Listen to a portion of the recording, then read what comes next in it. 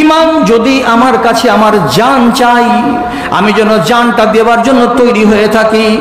ইমানের দাবি সে তো বসে থাকা নয়, ইমানের দাবি হলো কিছু বিনিময় গো, কিছু বিনিময়।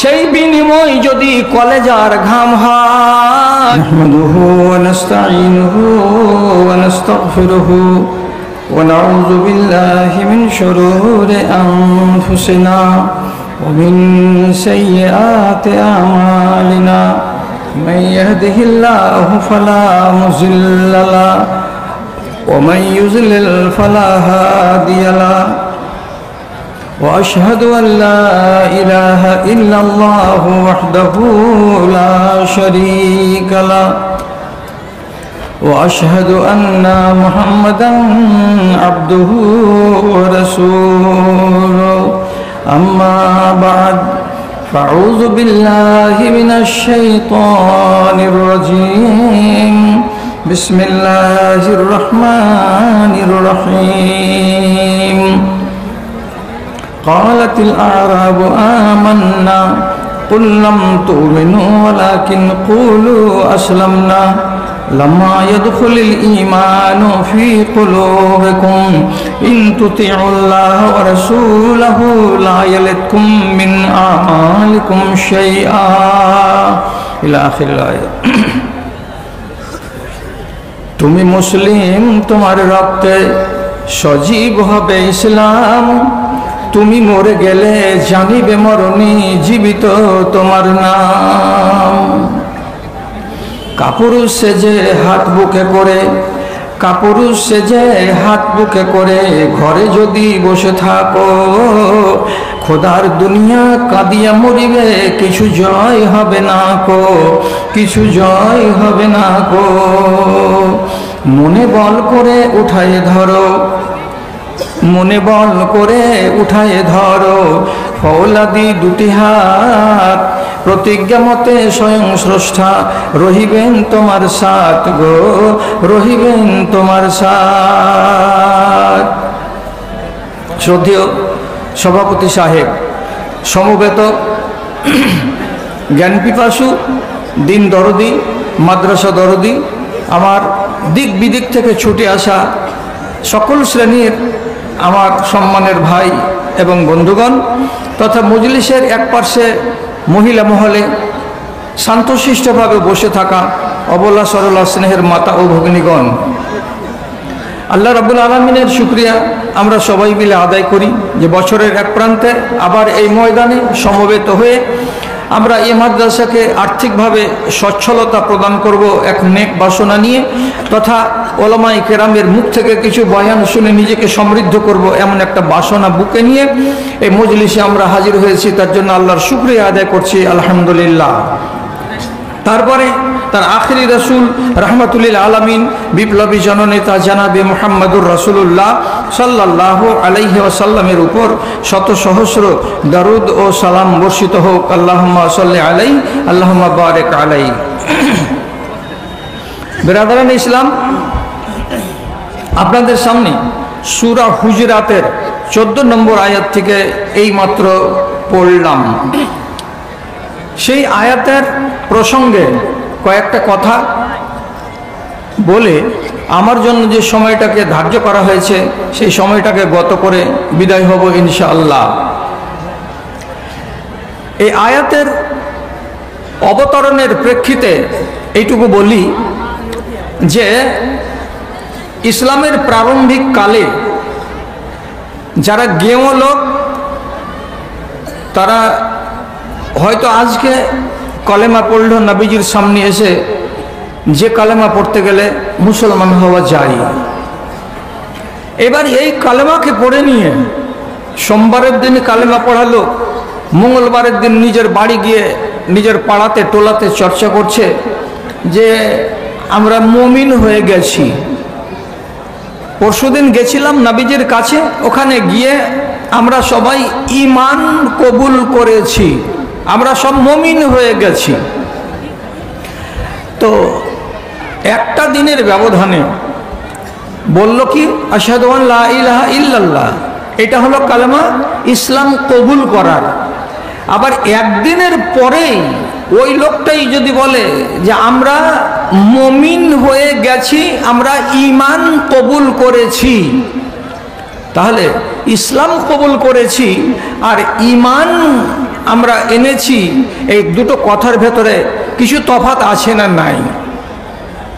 আল্লাহ রাব্বুল আলামিন আমার নবীকে স্পষ্ট করে জানাচ্ছেন, হে নবী, আপনি বলে দিন ওই লোকগুলোকে যারা একদিন আগে, দুদিন আগে, 3 দিন আগে কালেমায়ে শাহাদাত উচ্চারণ করে মুসলমান হয়েছে, সেই লোকগুলো এটা যেন কথা না বলে যে আমরা ঈমানদার হয়েছি, আমরা মুমিন হয়ে গেছি। এটা কথা বলা যাবে না। কেন বলা যাবে না? তো আল্লাহ তাআলা নিজে বলছেন, লামা ইয়াদখুলিল ঈমানু ফি কুলুবিকুম, এখনো তোমাদের অন্তরের ভেতরে ঈমান প্রবেশ করেনি। তোমাদের মুখ দিয়ে বেরিয়েছে আশহাদু আল্লা ইলাহা ইল্লাল্লাহ, এই মুখ দিয়ে গওয়াহ দেওয়া, সাক্ষী দেওয়া, এটার নাম হলো ইসলাম কবুল করা। তোমরা ইসলাম কবুল করেছো, তাই বলে তোমরা মুমিন হয়ে গেছো, এই কথাটা ঠিক নয়। কেন? মুমিন হওয়ার জন্য আল্লাহ রাব্বুল আলামিন বলছেন, ঈমান যতক্ষণ পর্যন্ত অন্তরে প্রবেশ না করবে ততক্ষণ মুমিন বলা যাবে না। কবে ঈমান প্রবেশ করবে অন্তরে? আল্লাহ তাআলা আবার বলছেন, কবে ঈমান প্রবেশ করবে তার সময় আল্লাহ তাআলা বলছেন, ইন তুতিউল্লাহ ওয়া রাসূলাহু লা ইয়ালিতকুম মিন আমালিকুম শাইআ, তোমরা তোমাদের বাস্তব জীবনে আল্লাহর বিধানকে যদি মানতে পারো এবং রাসূলুল্লাহর বিধানকে যদি মানতে পারো, করে দেখাতে পারো, ছেড়ে দেখাতে পারো, তাহলে তোমরা নিজেদেরকে মুমিন বলে পরিচয় দেবে। আর যতক্ষণ পর্যন্ত আল্লাহর বিধানকে এবং রাসূলের বিধানকে তোমরা অন্তর থেকে মেনে নিতে পারবে না, ততক্ষণ তোমরা নিজেদেরকে মুমিন বলিও না। তাহলে যতক্ষণ পর্যন্ত আল্লাহ রাব্বুল আলামিনের পক্ষ থেকে নাজিল হওয়া বিধি বিধানকে আমরা মেনে না নিতে পারবো, ততক্ষণ পর্যন্ত আমরা মুমিন নই। বুঝা গেল ঈমান আর ইসলাম। ইসলাম হলো মুখে সাক্ষী দেওয়ার নাম, আর ঈমান হলো অন্তরের বিশ্বাসের নাম। কি অন্তরের বিশ্বাস?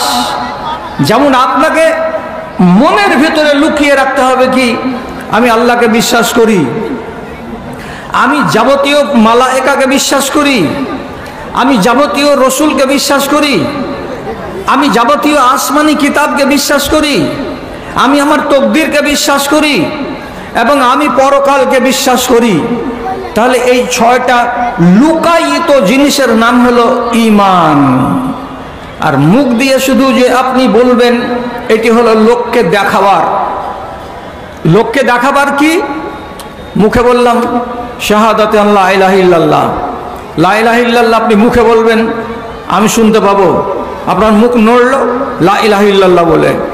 তেমনি ইকামুস সালাত, নামাজ পড়বেন, আমি দেখতে পাবো, এটাকে লুকানো যাবে না।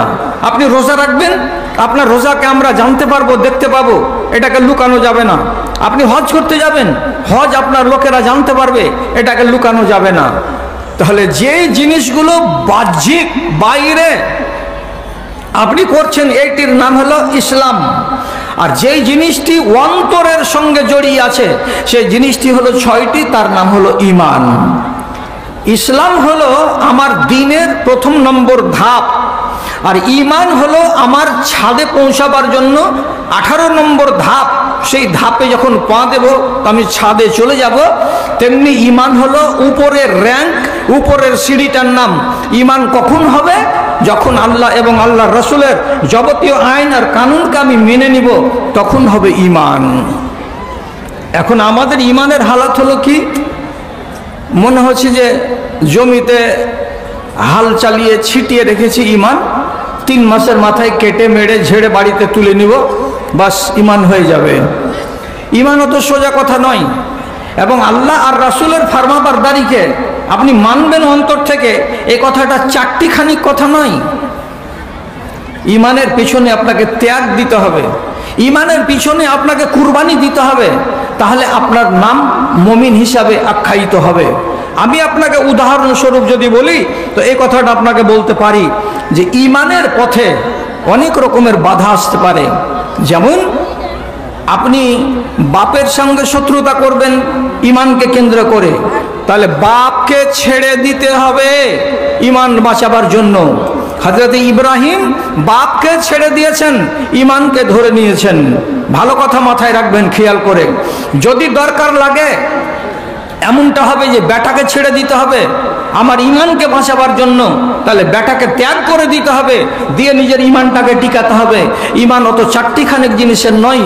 হযরত নূহ আলাইহিস সালাতু ওয়াস সালাম নিজের বেটা কেনানকে বেটা থেকে ত্যাগ করে দিয়েছিলেন।